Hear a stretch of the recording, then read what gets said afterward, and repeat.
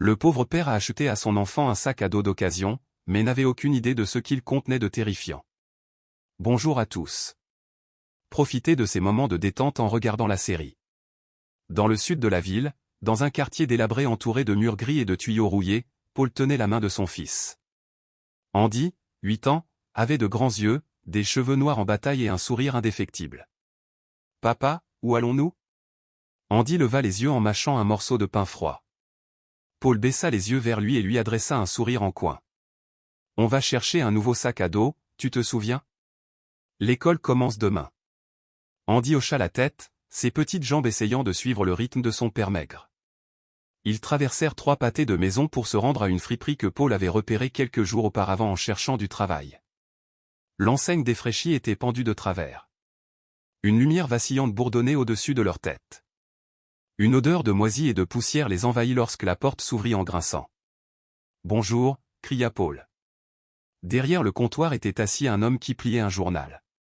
Il leva les yeux plissés et froids. Ses longs cheveux étaient attachés en queue de cheval, une barbe encadrait son visage et un tatouage de poignard était tatoué sur son poignet gauche. « Que veux-tu » demanda-t-il d'une voix rauque et brusque. « Un sac à dos. »« Pour un enfant » dit Paul d'un ton plus doux. L'homme hocha brièvement la tête. Sans un mot de plus, il sortit 3 sacs à dos d'une étagère au fond. L'un était rose et effiloché. Un autre était noir et sale. Le dernier était d'un vert délavé, avec une fermeture éclair usée d'un côté, mais intacte. Andy s'est illuminé. « Papa, j'aime bien le vert. » Paul vérifia le prix. 5 $. Il lui en restait exactement 8 pour toute la semaine. « Je prends celui-ci, » dit-il rapidement, en sortant l'argent d'une main tremblante. L'homme jeta un coup d'œil au billet, le fourra dans un tiroir sans le compter et murmura, « Pas de retour. »« Ce n'est pas nécessaire, » répondit Paul. L'homme alluma une cigarette et ne les regarda plus. Paul tenait la main de son fils tandis qu'il quittait le magasin. Andy serrait le sac à dos contre sa poitrine comme un trésor. « Papa, je vais vraiment prendre soin de ce sac. » Paul força un sourire. « Du moment que ça te plaît. » Le vent lui frappait le visage, soulevant des mèches de cheveux moites de son front. Il baissa la tête, ne voulant pas que son fils le voie ravaler la boule dans sa gorge. Cette nuit-là, leur petit appartement du 3e étage était plongé dans la pénombre sous une ampoule jaune. Le plafond était moisi. Un cafard rôdait dans un coin. Paul était assis à ranger les fournitures scolaires d'Andy, utilisant un petit crayon pour étiqueter chaque vieux manuel qu'il avait reçu d'une église locale. Le nouveau sac à dos était ouvert sur la table, sa fermeture éclair tirée. Alors que Paul rangeait un livre dans le compartiment principal, sa main effleura une bosse sous la doublure. Il la sentit à nouveau. Il y avait une petite déchirure dans le tissu. « C'est déchiré » murmura-t-il en ouvrant doucement la déchirure. À l'intérieur, il trouva un paquet en plastique transparent enveloppé de plusieurs couches de ruban adhésif gris. Son cœur battait fort. Il le retira de la doublure, la main moite de sueur. Se redressant, il retourna le paquet. À l'intérieur se trouvaient plusieurs petits sacs de poudre blanche, chacun marqué à l'encre rouge, d'étranges lettres et une série de chiffres, comme un code produit. Paul se leva d'un bond, jetant un coup d'œil autour de lui comme si quelqu'un le voyait. Il déposa le paquet sur la table, verrouilla la porte et tira les rideaux. La pièce devint soudain suffocante. Il murmura, « Oh non, c'est de la drogue. » La question résonna dans son esprit. Il prit un des petits sachets pour l'inspecter. Aucun doute, la poudre, l'emballage, les symboles. Tout correspondait à ce qu'il avait vu dans les journaux et les vieilles séries policières. Ses mains tremblaient tellement qu'il a failli le laisser tomber. Il remit tout le paquet dans le sac à dos et s'assit, enfouissant son visage dans ses mains. « Est-ce que j'appelle la police ? Et je dis quoi ? Que j'ai acheté un sac à dos d'occasion et trouvé de la drogue. Qui croirait ça ?» marmonna-t-il, les yeux vitreux. « Si je ne le signale pas, que se passera-t-il si quelqu'un découvre que je l'ai en ma possession ? Et si ces objets appartiennent à de vrais dealers ?» Le vent hurlait à travers la fenêtre. Paul s'approcha du rebord de la fenêtre et regarda dans l'allée plongée dans le noir complet. Derrière lui, la voix ensommeillée d'Andy l'appela depuis le lit. « Papa, ce sac à dos est vraiment cool, merci. » Paul se retourna. Le garçon dormait, souriant, une traînée de bave sur son oreiller. Paul s'approcha, s'assit à côté de lui et posa une main sur son front. « Mon fils, je suis désolé. Je ne savais pas que ça tournerait au cauchemar, murmura-t-il. » La pièce resta silencieuse pendant quelques instants, le seul bruit étant celui du tic-tac de l'horloge. Paul resta là, éveillé, les yeux fixés sur le sac à dos vert posé au pied du lit. Le lendemain matin, le ciel était gris et couvert. Paul enfila sa vieille veste et lassa les chaussures de son fils. « Papa, veux-tu m'accompagner à l'école ? » « Oui, je t'accompagnerai jusqu'à la porte. » Andy enfila son sac à dos vert et bondit joyeusement. Paul le suivait, les yeux fixés sur son sac. Au coin de la rue, il jeta un coup d'œil en arrière et aperçut une voiture grise garée à une trentaine de mètres.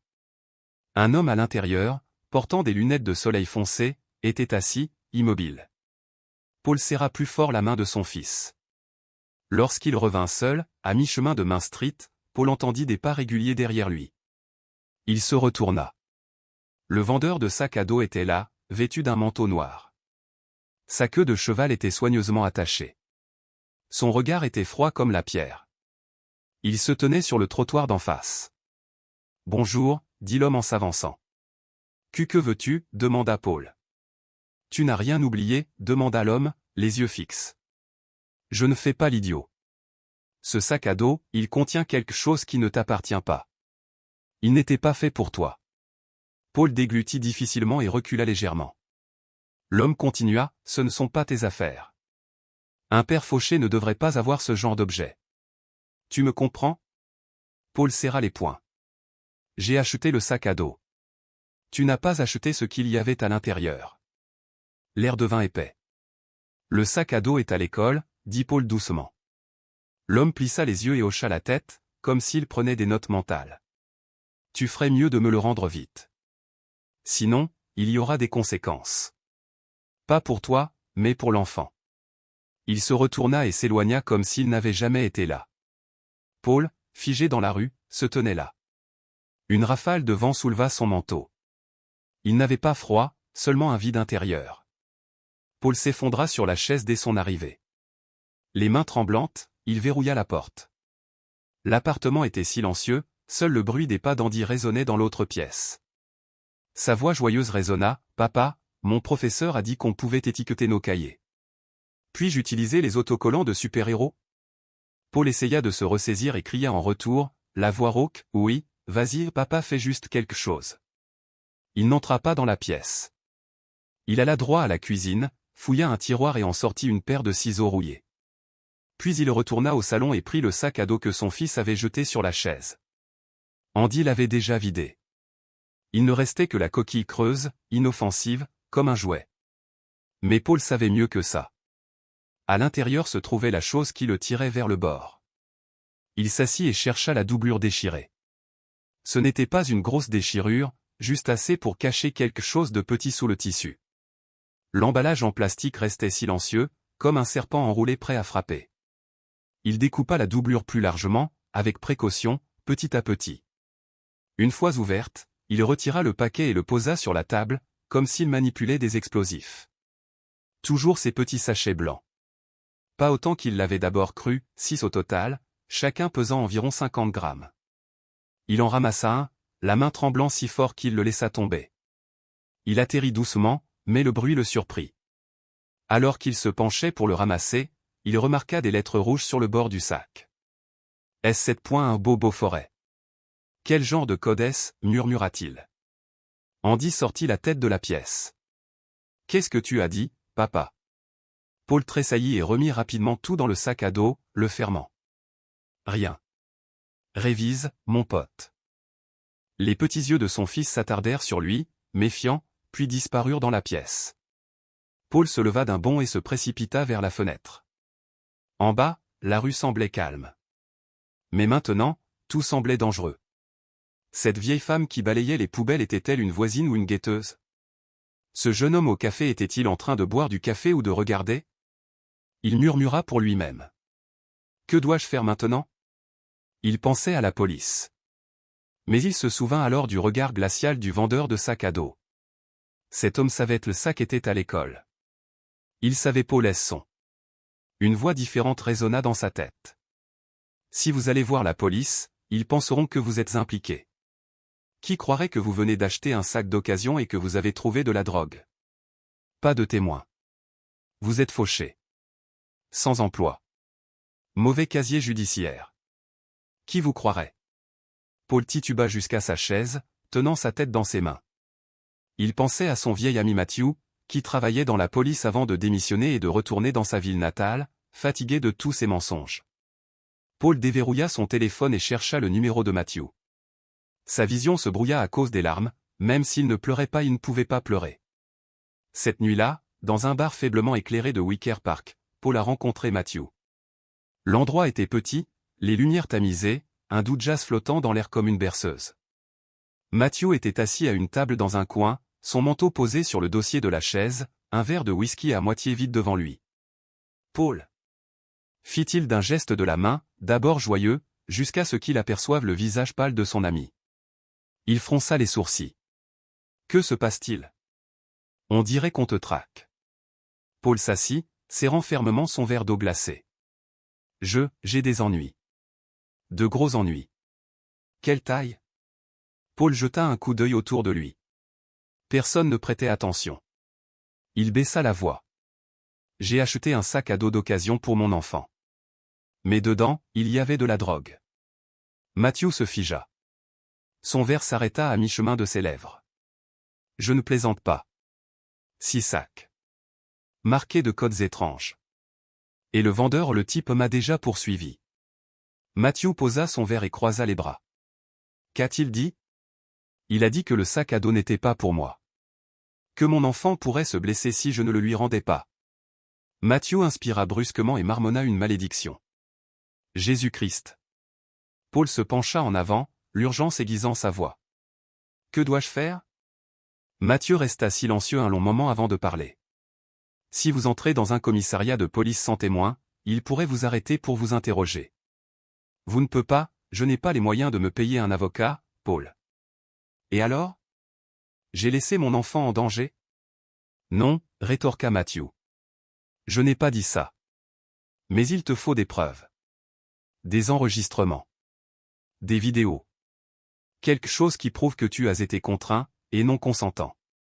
Paul baissa la tête, les yeux fixés sur ses mains serrées. Matthew continua, la voix plus basse. Écoutez. Si ce type revient, essayez de prolonger la conversation. Ne montrez pas votre peur. Posez des questions. Faites-le parler. Je peux vous aider à installer une petite caméra, où vous pouvez filmer avec votre téléphone. Mais vous avez besoin de preuves. Paul hocha lentement la tête. Je comprends. Matthew lui serra doucement l'épaule. Tu n'es pas seul. Mais ne fais rien d'imprudent. Protège Andy. Par-dessus tout. Cette nuit-là, dans leur petit appartement, Andy dormait profondément, serrant dans ses bras son vieil ours en peluche nommé Capitaine Rizzo. Paul était assis à table, fixant le sac à dos vert zippé comme une bombe. Il murmura pour lui-même, comme s'il faisait un vœu. Je ne perdrai pas mon fils. Quoi qu'il arrive. Le lendemain matin, lorsque Paul accompagna Andy à l'école, il se déplaça lentement, les yeux scrutant la rue. Pas de voiture grise. Pas de visage suspect. Papa, je veux jouer au foot pendant la récréation, s'exclama Andy avec un grand sourire. Paul sourit. Vas-y. Je reste ici et je veille jusqu'à ce que tu entres. La porte en fer s'est fermée derrière Andy. Paul se tourna pour partir. Seulement une voix basse l'arrêta net. Il mourra si vous n'obtempérez pas. Paul se retourna. Un inconnu se tenait là. Un homme en costume noir, lunettes de soleil et coupe au bol. Pas le vendeur de sacs à dos. Quelqu'un d'autre. Je ne sais pas de quoi tu parles, dit Paul. Simon n'a plus le temps de jouer avec toi, dit l'homme doucement. Ce sac à dos. Tu sais exactement ce que c'est. Il est à l'école. On le sait. Tu as jusqu'à la fin de la journée. Après, rien n'est garanti. Que veux-tu dire par « pas garanti » demanda Paul en essayant de garder son calme. Il n'est pas garanti que votre fils reste en sécurité, a répondu l'homme. Puis il s'est retourné et s'est éloigné, comme s'il n'avait jamais été là. Paul se tenait devant le portail de l'école, les jambes lourdes comme du plomb. Son cœur battait si fort qu'il en avait mal. Sur le terrain de jeu, Andy riait avec ses amis. Le sac à dos vert reposait tranquillement sur le banc comme une bête endormie. Paul était assis immobile à son ancien bureau, les yeux rivés sur son téléphone. Pas de message. Pas d'appel. Rien. Juste un poids d'attente qui ressemblait à de la pierre. À côté de lui, le sac à dos vert était toujours là. Ce n'était plus un objet, mais une menace. Ça avait du poids. Des secrets. Et maintenant, un prix du sang. Simon, murmura-t-il. Ce nom était devenu un fantôme dans son esprit. Chaque fois qu'il résonnait, son ventre se serrait. La vitre tremblait légèrement. Le vent matinal transportait le son des klaxons depuis l'avenue lointaine. Paul a pris son téléphone et a relu le texte de Mathieu. S'il revient, laissez-le parler. Essayez de prolonger la conversation. Enregistrez-la si possible. La police ne bougera pas sans preuve concrète. Pas concret. Un trafiquant de drogue menaçant de tuer son enfant n'était toujours pas concret. Paul serra les poings, bouillonnant de rage impuissante. Andy sortit de la chambre en traînant les pieds, les cheveux ébouriffés, encore à moitié endormi. « Papa, j'ai faim. » Paul adoucit sa voix, faisant comme si de rien n'était. « Je vais te faire du pain grillé, d'accord ?» Andy hocha la tête et s'assit à la table, sortant son livre de coloriage. Alors que Paul posait l'assiette, le garçon leva les yeux. « Papa, où est mon sac à dos ?»« Juste là, sur la chaise, » pointa Paul. « Ne laisse personne la prendre, d'accord ? J'aime vraiment ça. » Paul marqua une pause, puis hocha la tête. « Personne ne le prend. » Promis. Vers midi, alors que Paul venait chercher Andy à l'école et qu'il rentrait chez eux, un klaxon de voiture retentit derrière eux. Paul se retourna. La voiture grise. Comme avant. Elle s'est arrêtée juste au bord du trottoir. La vitre s'est baissée lentement. Simon. Cette fois, il portait une chemise blanche, des lunettes de soleil et les cheveux lissés en arrière. Il n'avait plus l'air rude, il ressemblait à un homme d'affaires raffiné. Mais ses yeux étaient toujours froids, comme du métal forgé. « Bonjour, Paul, » dit-il avec un léger sourire. « Tu viens chercher ton fils ?» Paul a tiré Andy plus près de lui, le protégeant. « Du calme. »« Je ne vais rien faire, » dit Simon en claquant la langue. « Je veux juste parler. » Paul répondit en serrant les dents. « Je n'ai rien à dire. » Simon haussa les épaules et sortit de la voiture. « Toi non. Mais moi oui. » Toujours à propos du sac à dos. « Ce sac à dos, il n'est pas à toi, n'est-ce pas ?» Paul regarda autour de lui. La rue était calme. Quelques personnes âgées étaient assises à la terrasse d'un café et lisaient le journal. Personne n'y prêtait attention. Simon avançait lentement, comme un prédateur. « Je sais où il est. Mais je sais aussi qu'il ne restera pas caché éternellement. Et ne crois pas pouvoir le garder sans conséquence. » Andy leva les yeux vers l'étranger, puis vers son père. « Papa, qui est-ce » Paul serra fort la main de son fils. « Va dans la boulangerie là-bas. Attends-moi. 5 minutes. Assieds-toi près de la fenêtre. » Compris. Andy hocha la tête et s'enfuit. Une fois le garçon disparu derrière la porte vitrée, Paul se retourna et grogna. « Si tu menaces encore mon enfant, je te tue. » Simon laissa échapper un rire sans humour. Froid et cruel. « Tue-moi, Paul. Sais-tu où tu es ? On est à Chicago. Tout le monde se fiche d'un fauché qui vit au 3e étage d'un immeuble en ruine. Je peux appeler la police. » Simon s'approcha et lui murmura à l'oreille. « Allez-y. Ensuite, demandez-vous qui ils croiront. Un gars comme moi, casier judiciaire vierge, avocat, argent ? Ou un raté désespéré et puant comme toi ?» Paul commença à protester, mais Simon leva la main pour l'interrompre. « Écoute, » continua-t-il, d'un ton plus sombre, plus froid.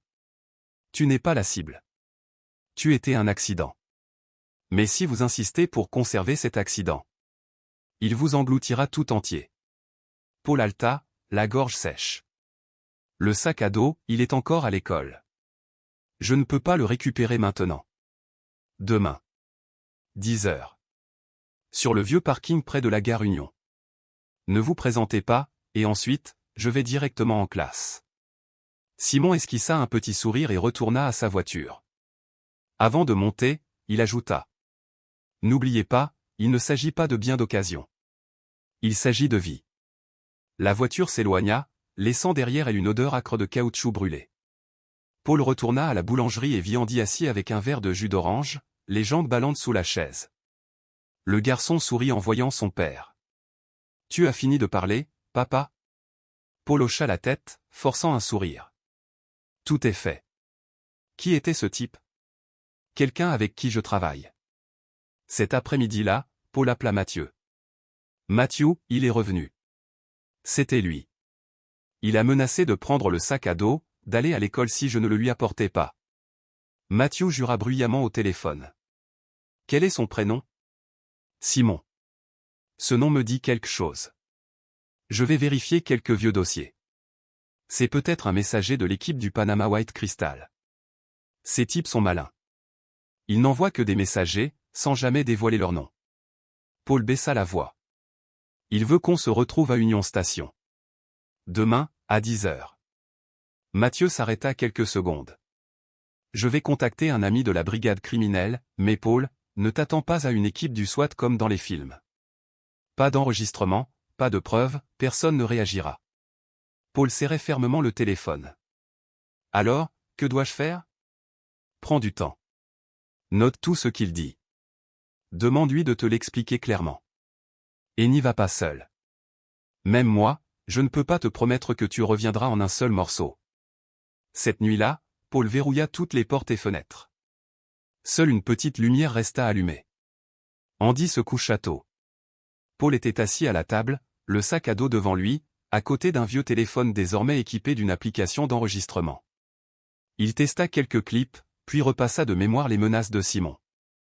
La voix de l'homme résonna comme du venin, ce n'est pas quelque chose qu'un pauvre père comme toi devrait avoir.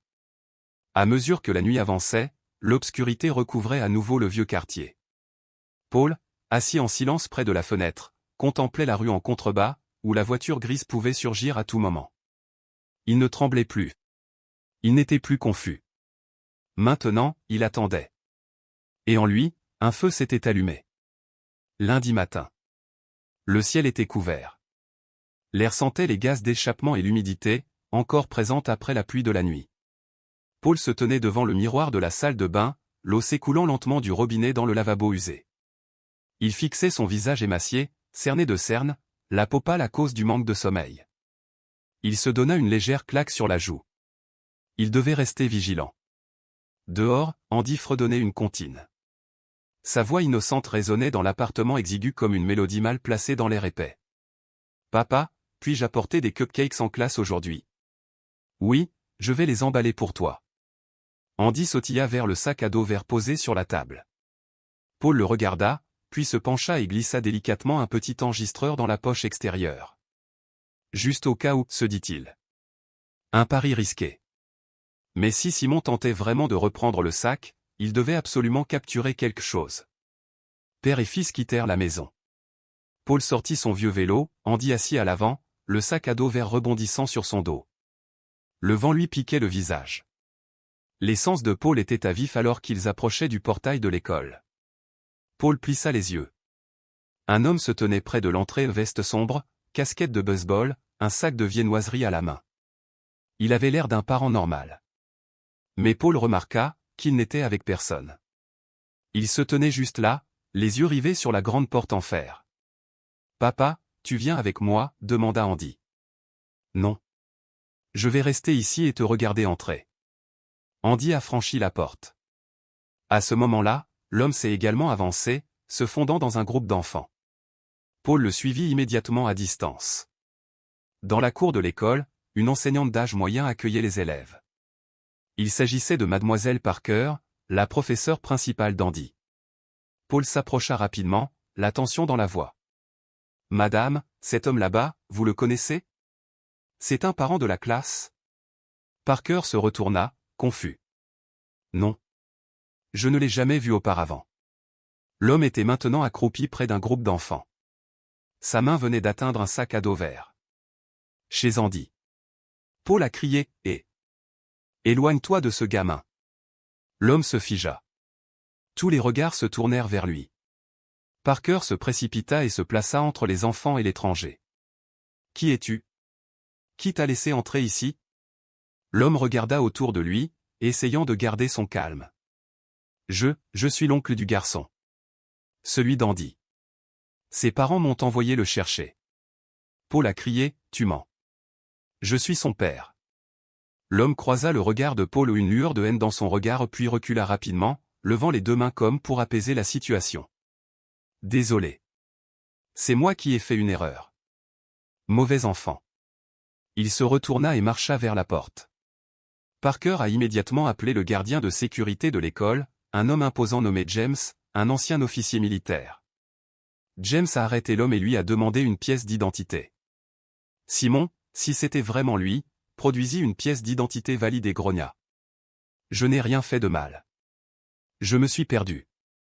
Je pensais que c'était une autre école. » Paul se tenait à proximité et le montrait du doigt. « Il a attrapé le sac à dos de mon enfant. Il n'est pas de la famille. » James regarda les deux hommes, hésitant. Finalement, il se contenta d'un avertissement formel. « Tu devrais partir maintenant. Si tu reviens ici, j'appelle la police, » dit James. L'homme ne répondit pas, hocha simplement la tête et partit. Mais en passant devant Paul, il murmura. « Pas de sac à dos aujourd'hui. Demain, tu perds l'enfant. » Sa voix était monocorde. Comme une condamnation à mort. Puis il disparut au coin de la rue. La police fut appelée. Deux agents arrivèrent, l'agente Rachel, une jeune femme austère, et un homme potelé nommé Patterson, qui semblait s'ennuyer. Il s'est approché d'un enfant. Il a présenté une fausse carte d'identité. C'était peut-être Simon, lié au trafic de drogue, a expliqué Paul. Rachel a demandé, « Avez-vous des preuves? Des enregistrements audio? Des photos? Des vidéos? Des témoins confirmés? » Voilà le professeur. L'agent de sécurité. « Mais avez-vous capturé le moment où il vous a menacé? » Paul resta silencieux. Patterson haussa les épaules. « Eh bien, signalez-le. Mais sans incident majeur, on ne peut pas faire plus. » « Un incident majeur, » cria presque Paul. « Tu veux dire, attendre que mon fils soit kidnappé? » Rachel ne répondit pas. Elle répéta simplement, « Nous avons pris votre déposition. Soyez prudente. Ne laissez pas votre fils marcher seul. » Paul serra les poings, la voix tremblante. « Personne ne me croit. Personne ne fait rien. » Rachel le regarda un long moment avant de parler. Sa voix était plus basse. « Nous comprenons votre peur, mais la loi a besoin de preuves. On ne peut pas agir à l'instinct. » Paul a quitté l'école avec le sac à dos de son fils à la main. Andy est resté pour le cours d'art plastique. Sur le chemin du retour, Paul s'est arrêté devant un petit café. Les mots de Simon résonnaient dans sa tête, « Demain, tu perds l'enfant. » Il a appelé Mathieu. Il était à l'école. Il a essayé de prendre le sac à dos. Les policiers n'ont rien fait. Mathieu soupira. « Paul, calme-toi. Tu as enregistré? » Pas le temps. Il savait exactement quand agir, puis il a disparu. Écoutez. J'ai trouvé un nom. Simon Lane. Il dirigeait les transports pour le Bridge Syndicate, ce réseau de drogue panaméen. Disparu pendant 3 ans. Il vient de réapparaître. Il est dangereux. La police ne s'en prend pas à lui, il a une protection, des avocats. Alors, qu'est-ce que je fais? Mathieu hésita. Je vais essayer de contacter quelqu'un des opérations spéciales. Mais tu dois rester en vie assez longtemps pour rassembler des preuves. Et pour l'instant, ne quitte pas Andy des yeux. Personne. Pas même les professeurs. Ce soir-là, pendant qu'Andy regardait des dessins animés, Paul nettoya discrètement chaque recoin de la pièce. Il vérifia toutes les serrures 3 fois, coinça une chaise sous la porte d'entrée et laissa les lumières allumées toute la nuit. Juste avant minuit, Andy se retourna dans son sommeil en marmonnant. « Papa, ne les laisse pas prendre mon sac à dos. Ne les laisse pas. » Paul était assis à proximité, silencieux. Il observait simplement son fils, un garçon de 8 ans qui dormait à l'ombre de quelque chose de plus grand que sa vie.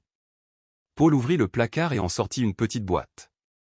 À l'intérieur se trouvait une lettre pliée qu'il n'avait jamais eu le courage de donner à qui que ce soit ou une lettre qu'il avait commencé à écrire à Andy, au cas où quelque chose arriverait.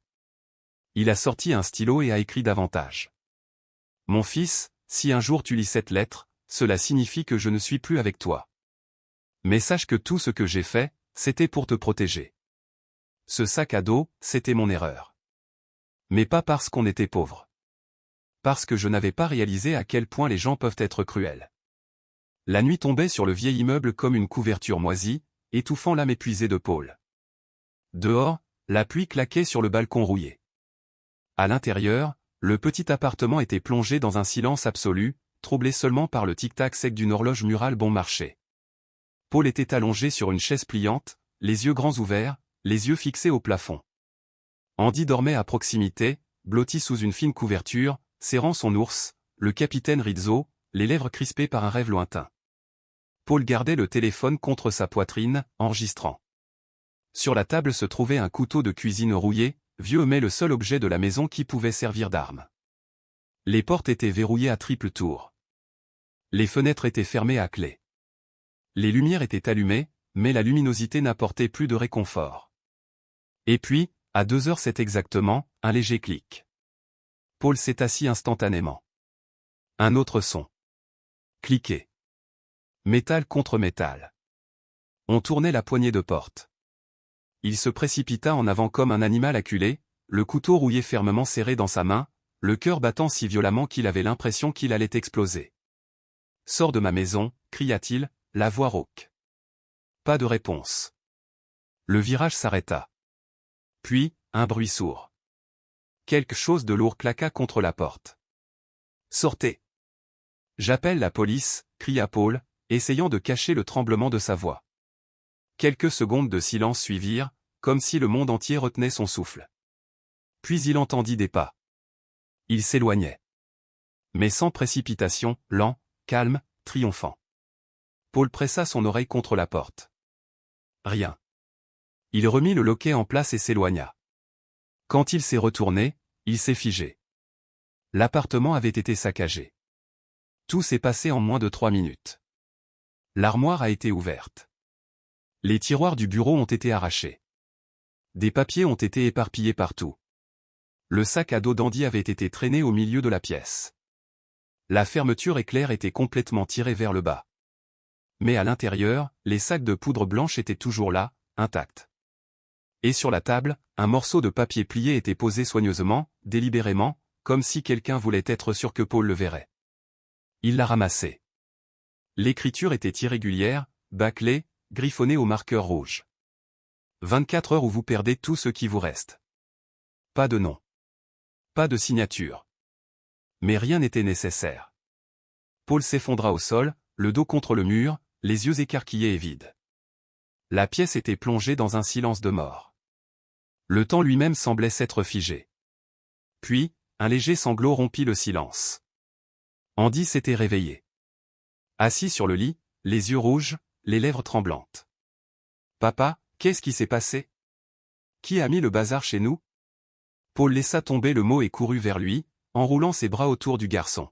« Ce n'est pas grave. C'est juste que, quelqu'un s'est trompé de maison. » Andy se frotta les yeux. « Si c'est la mauvaise maison, pourquoi ont-ils laissé un mot ?» Paul resserra ses bras autour de lui et murmura, « Tu n'as pas à t'inquiéter. Je suis là. Je ne laisserai personne t'emmener. J'ai rêvé que quelqu'un te poussait dans les escaliers, et prenait mon sac à dos. » Andy a fondu en larmes. Paul pressa sa joue contre les cheveux du garçon. « Je vais bien. Je suis là. Je te le jure. » Mais au fond de lui, là où aucun mensonge ne pouvait l'atteindre, Paul savait, ils étaient entrés. Aucun bruit. Aucune trace. Pas besoin de magie. Et il reviendrait.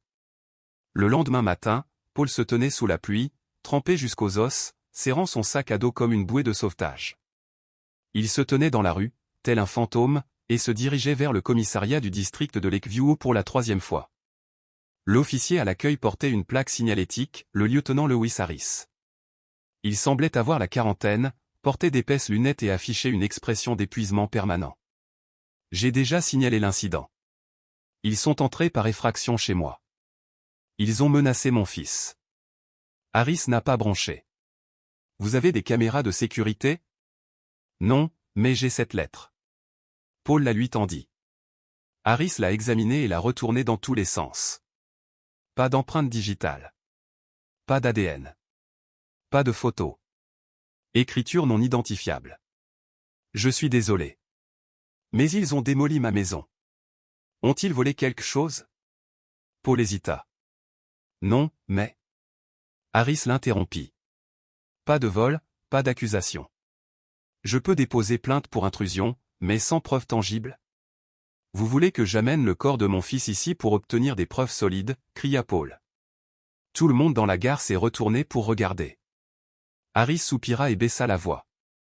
Rentre chez toi. Repose-toi. Tu es visiblement très stressé. Paul frappa le bureau de sa main. Le stress? Tu crois que le stress ravage une maison? Ces avertissements surgissent comme par magie? Une policière s'est approchée et a guidé doucement Paul vers la salle d'attente. Je vous crois, dit-elle. Sur sa plaque indiquait « Agent Roberts ». Mais tant que nous n'avons pas de preuves, je ne peux rien faire. Si possible, vous devriez déposer une requête auprès du service de sécurité publique de la ville. Paul la regardait comme un homme en train de se noyer, serrant un brin de paille. Mais à l'intérieur, il était déjà engourdi.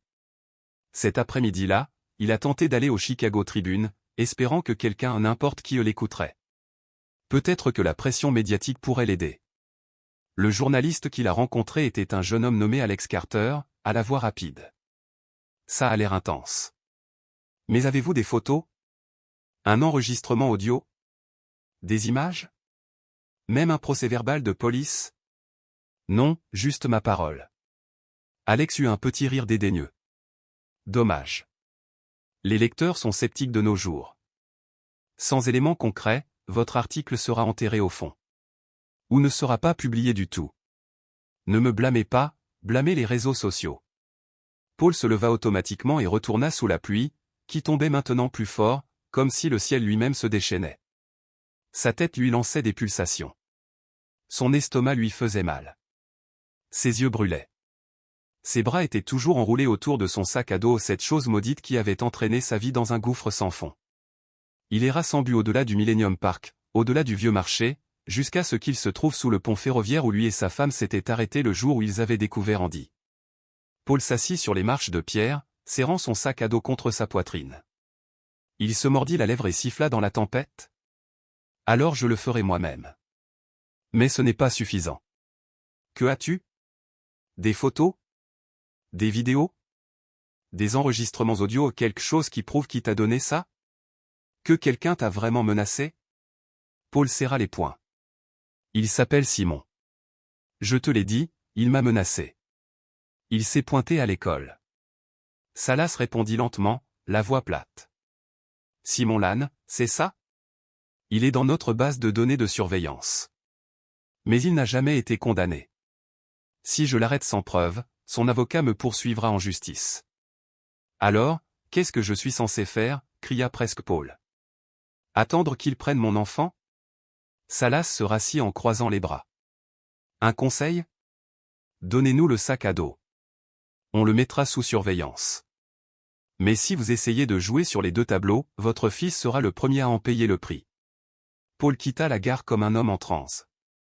La pluie se mit à tomber eau douce, régulière, incessante. Chaque goutte murmurait le même message, personne ne va t'aider. Sa prochaine étape, la Hope Foundation, une organisation d'aide qui soutient les familles monoparentales en difficulté. La réceptionniste, une jeune femme aux cheveux roux attachés en arrière et au sourire chaleureux, l'accueillit. Bonjour. Comment puis-je vous aider? J'ai un jeune fils. Je suis au chômage. J'ai de sérieux problèmes. Je dois protéger mon enfant d'une personne dangereuse. Lucie fronça les sourcils, l'inquiétude perçant dans ses yeux. Elle l'invita rapidement dans une pièce privée, lui apportant un verre d'eau. Pouvez-vous expliquer plus clairement? Paul lui raconta tout, du sac à dos aux menaces, en passant par l'indifférence de la police. Lucie écoutait attentivement, prenait des notes, hochait souvent la tête. Mais lorsqu'il mentionna Simon, elle l'interrompit.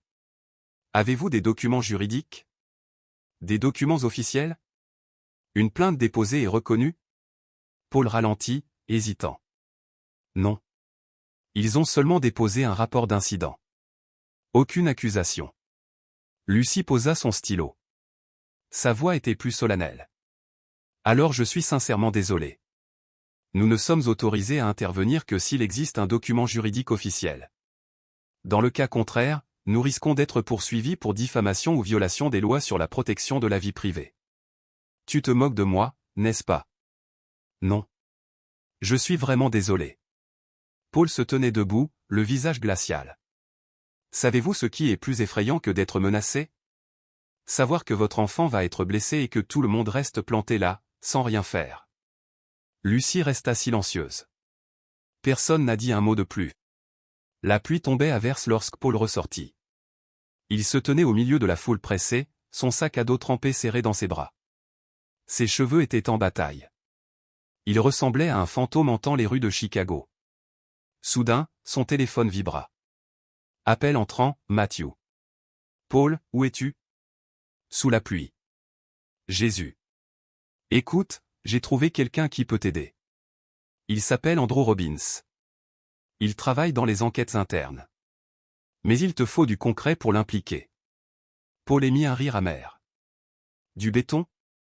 J'ai quelque chose de tellement concret que ça pourrait envoyer quelqu'un en prison pendant 10 ans, et pourtant personne ne bouge le petit doigt. Écoute, rétorqua Matthew. Si tu abandonnes maintenant, il reviendra. Pas seulement pour le sac à dos. Ton enfant. Ta vie. Tout. Alors choisis maintenant, riposte ou tu perdras tout. Paul serrait fermement le téléphone. Je n'abandonne pas. Mais j'ai besoin de temps. Alors dépêche-toi. Chaque seconde pourrait être la dernière.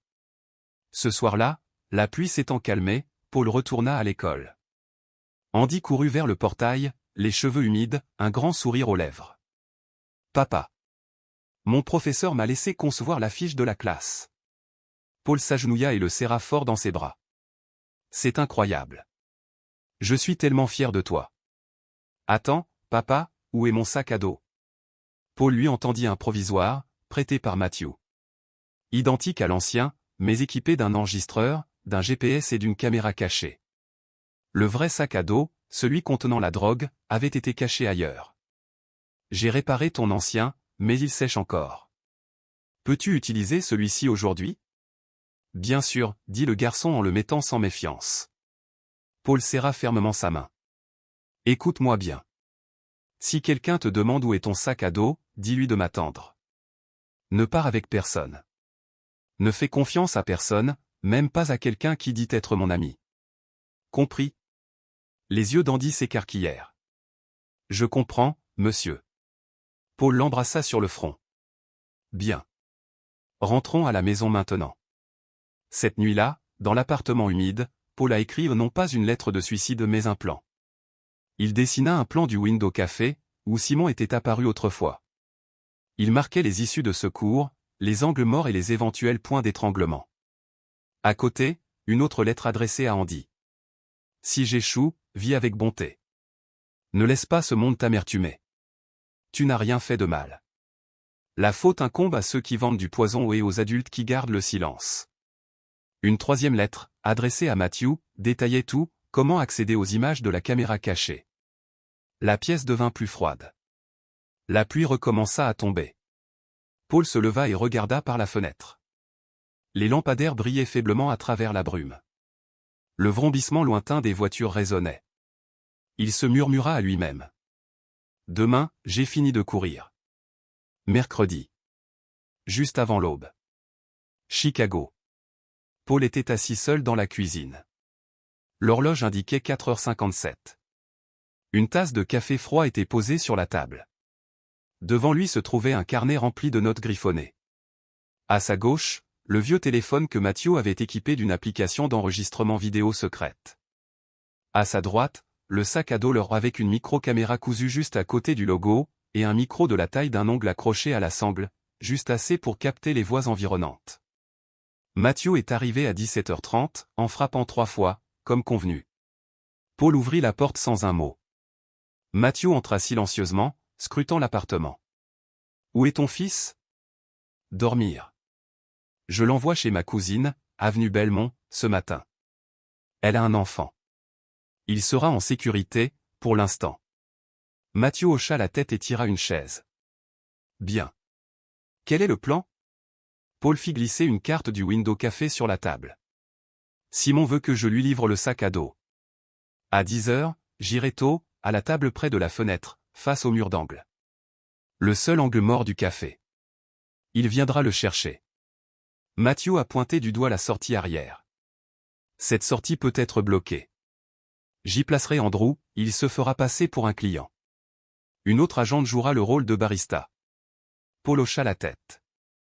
Je vais prolonger la conversation. Je vais lui poser des questions sur le produit, la source, le client. Il faut qu'il dise que la réserve n'est pas à moi. Juste 10 secondes d'aveu. Tu t'occupes du reste. Paul se pencha en arrière et ferma les yeux. Si je n'y arrive pas, ne laissez pas Andy voir mon corps. Mathieu lui saisit l'épaule. Il n'y aura pas de corps. Juste un père qui a survécu et un fils qui sera fier. 9h47, le Window Café. Coin de la rue Clark. Paul entra, vêtu d'une chemise impeccablement repassée et les cheveux peignés. Il s'assit à la table près de la fenêtre et commanda un expresso. Son regard parcourut la pièce, les sorties, la position du personnel, les clients inconnus. Il reconnut l'agent Roberts derrière le comptoir, se faisant passer pour le barista. Andrew était assis à une table près des toilettes, lisant un journal.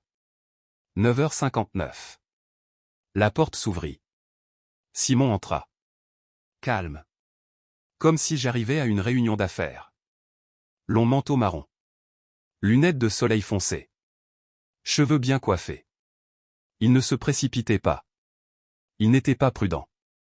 Comme un homme habitué à gagner. Paul, dit-il en s'asseyant et en posant ses mains sur la table. Je pensais que tu ne viendrais pas. Si je ne l'avais pas fait, mon enfant serait-il mort, ricana Paul. Simon leva les yeux, une lueur d'admiration dans les yeux. Tu es plus intelligent que je ne le pensais. Et tu es plus dangereux que je ne l'imaginais. Simon jeta un coup d'œil au sac à dos posé sur la chaise à côté de Paul. C'est le paquet? Ouais. Tu veux vérifier? Simon fit un signe de la main. Je te fais confiance. Cette fois. Bien sûr, répondit Paul sèchement. Parce que la dernière fois, tu es entré dans l'école de mon fils. Tu as failli le toucher. Tu l'as manqué de quelques secondes. Simon émit un léger rire. Je ne voulais pas le blesser. On avait juste besoin du colis. C'est simple.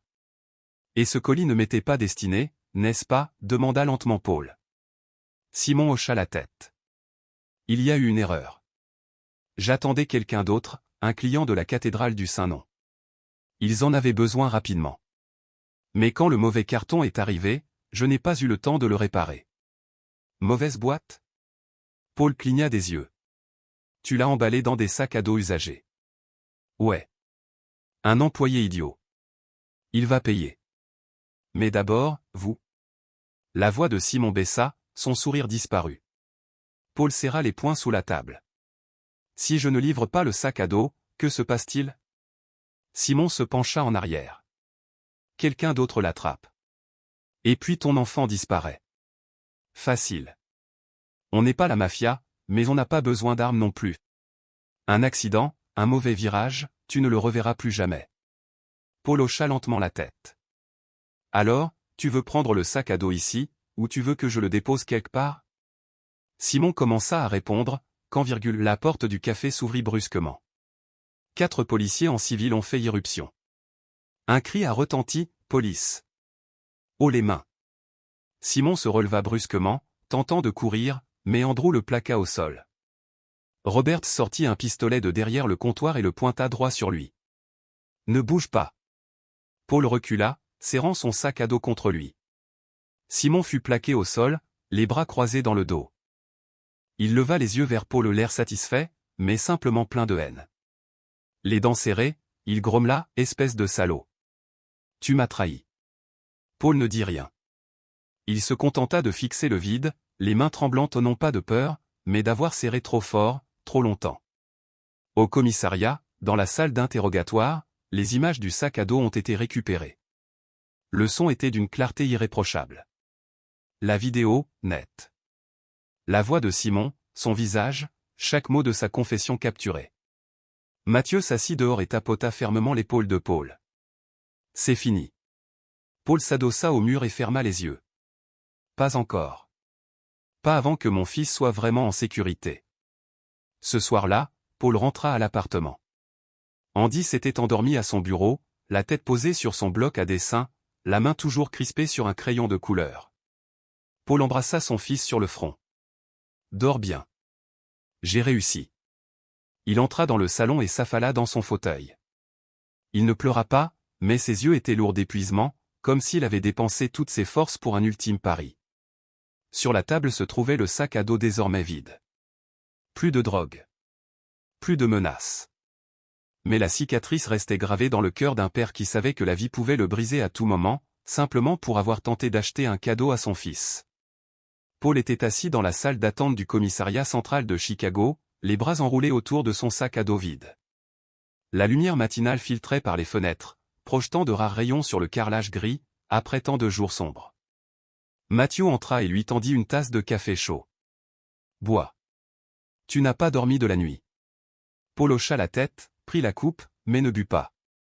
Il a dit que je l'avais trahi, quand ils l'ont arrêté. Il le savait. Et alors ? Mathieu s'assit à côté de lui. Tu as les images, l'audio. Toute l'équipe des forces spéciales a été témoin de la scène. On ne peut plus le nier.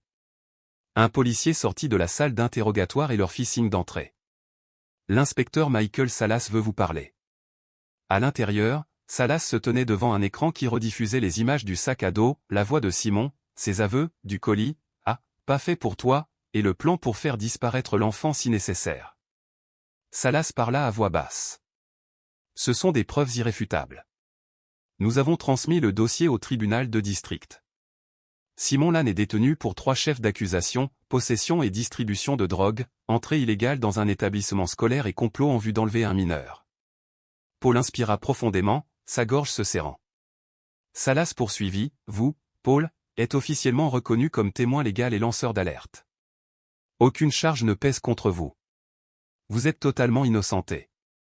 Paul laissa tomber la tasse de café. Elle se brisa au sol, mais il ne ressentit rien, si ce n'est une douleur intense dans la poitrine. Non pas due à la douleur, mais à un soulagement soudain et irrésistible. Mathieu se leva et posa une main sur son épaule. Tu as entendu ? Tu es libre. Salas tendit une enveloppe à Paul. Nous vous fournirons une assistance juridique si vous avez besoin d'une représentation. Et quelqu'un vous attend dehors.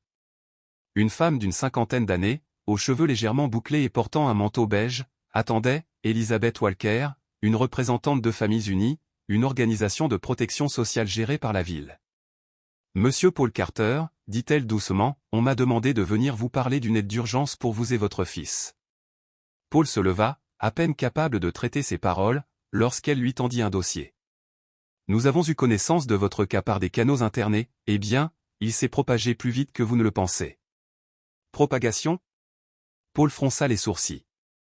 L'information circule plus vite que la presse écrite, mon ami. Dans les 24 heures qui ont suivi l'arrestation de Simon, de nombreux médias en ligne ont relayé l'information, un père célibataire découvre accidentellement de la drogue dans le sac à dos de son fils et aide à démanteler un réseau de trafic. Un sac à dos. Un père. Une vérité cachée révélée. Un trafiquant de drogue de Chicago s'infiltre dans une école et est arrêté par le père de l'élève. De retour chez lui, Andy était assis dans le salon, tenant un journal imprimé que Mathieu avait apporté. En première page figurait une photo de Paul témoignant, avec un titre audacieux, la prise de position du père héros Paul Carter secoue la ville. Tu vois ça ? Mathieu sourit. Ton père est célèbre maintenant. Les yeux d'Andy s'écarquillèrent. Vraiment ? Papa, tu es un héros. Paul hésita, rougissant. Je ne voulais juste pas te perdre. Mais tu as été courageux. Tu n'avais pas peur des méchants. Tu es génial. Le garçon le serra fort dans ses bras, serrant sa poitrine. Paul sourit, son premier vrai sourire depuis des mois. 3 jours plus tard, Paul était invité à la mairie du district central pour la cérémonie annuelle de reconnaissance communautaire. La salle n'était pas grande, mais elle était pleine, travailleurs sociaux, représentants de la police, journalistes et autres familles monoparentales du quartier. Andy marchait à côté de son père, vêtu d'une chemise blanche, les cheveux soigneusement peignés, serrant fermement la main de Paul. Elisabeth de Famille Unie, il sourit en entrant. Voilà. Vous êtes superbes tous les deux. Un homme de grande taille s'est approché, Anthony Davis, représentant du syndicat de la ville. Paul Carter, dit-il en tendant la main. Au nom de la communauté, c'est un honneur de vous serrer la main. Paul la prit maladroitement. Davis poursuivit d'une voix chaleureuse. Tout le monde ne ferait pas ce que tu as fait. Même en tant que père au chômage, tu as accompli ce que le système n'avait pas réussi à faire. Tu as démantelé une partie d'un réseau de drogue. Tu as protégé ton fils. Et tu nous as rappelé à tous que le courage n'a pas besoin d'argent. Toute la salle applaudit. Andy leva les yeux vers son père, les yeux pétillants. Papa, ils vont t'appeler sur scène. Je suis nerveux, murmura Paul en serrant la main de son fils. Lorsque son nom a été annoncé, il est monté sur scène vêtu d'une chemise blanche propre, d'un pantalon gris et de sa première vraie paire de chaussures depuis des années ou des vêtements fournis par l'organisation de soutien. Davis lui a remis un certificat, père exceptionnel pour son courage, son intégrité et son amour. Paul resta sans voix pendant quelques secondes. Puis il s'approcha du micro et scruta la salle, jusqu'à ce que son regard se pose sur Andy, au premier rang. Je ne suis qu'un père, commença-t-il d'une voix tremblante, et je pensais que si je n'agissais pas, personne ne le ferait. Je ne suis ni intelligent, ni riche, ni exceptionnel, mais j'ai une raison de vivre. Une raison de ne pas céder à la peur. Cette raison, c'est mon fils. Le silence se fit dans la salle. Puis les applaudissements reprirent, plus forts et plus longs. Andy a crié depuis son siège, « Je suis fier de toi, papa. » Paul sourit. Pas le sourire las d'un homme à bout de nerfs, mais un sourire sincère. Le sourire de quelqu'un qui a touché le fond et s'est relevé tout seul. Après la cérémonie, Elisabeth prit Paul à part et lui tendit une pile de papier. Nous avons collaboré avec le conseil municipal. On vous propose un poste au service d'assainissement de Chicago, salaire de base, journée, contrat d'1 an. Paul prit les papiers, sans voix. Andy sera exempté des frais de scolarité pendant les 3 prochaines années. De plus, le groupe de parents d'élèves souhaite lui offrir un lot complet de fournitures scolaires. Si vous acceptez, ils vous le livreront la semaine prochaine. Il balbutia, je ne sais pas quoi dire. Merci, merci. Elisabeth sourit. Tu n'as rien à dire. Vis simplement honnêtement et continue d'être le père que tu étais aujourd'hui. Cet après-midi-là, alors que père et fils sortaient de l'hôtel de ville, le soleil de Chicago brillait plus fort que jamais. Paul tenait la main d'Andy tandis qu'il traversait la foule. La brise était douce. Les rues resplendissaient. Le fardeau était plus léger.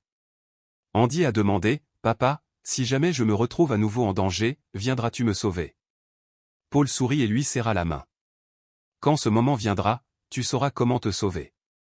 Et je serai toujours derrière toi, ton ombre. » 3 semaines après avoir reçu son prix, Paul se tenait devant le miroir. L'uniforme bleu du service d'assainissement de Chicago lui était accroché au tout neuf, raide comme du carton. Mais l'odeur du tissu frais lui procurait une sensation qu'il n'avait pas ressentie depuis longtemps, la sécurité. Andy accourut par derrière, lui serrant la taille. « Papa. C'est ton premier vrai jour de travail, n'est-ce pas ?»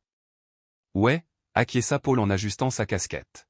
« Le service du matin commence à 7 heures et se termine à 15 heures. Tu auras un camion. » « Ouais. Je ferai partie d'une équipe de rue. On nettoie différents itinéraires.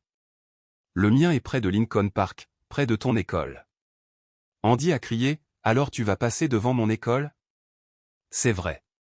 Je vais vérifier que mon petit élève se comporte bien. Andy sourit d'une oreille à l'autre, puis s'arrêta soudainement. « Papa, as-tu toujours peur des méchants ?»